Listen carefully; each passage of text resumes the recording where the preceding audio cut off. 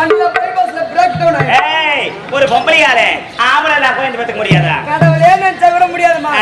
ஆம்பளை இல்லாம ஒரு பொம்பளையால குழந்தை பெத்துக்கவே முடியாது. போடா பால.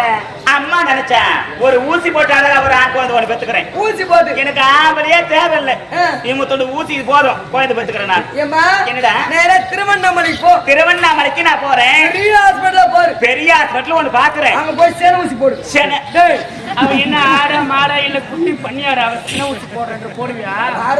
ஏச்சி சேன ஊசி கூட இது போட ஹியூமன் பீ இல்ல நான் ஃபீமேல் தான் நான். ஆமா ஹியூமன் பீ. ஏச்சி ஃபீமேல். ஃபீமேல். ஏச்சி சப்பறா. நான் ஒரு உமன். உமன். ஆமா. சரிமா. லேடிஸ்ரா.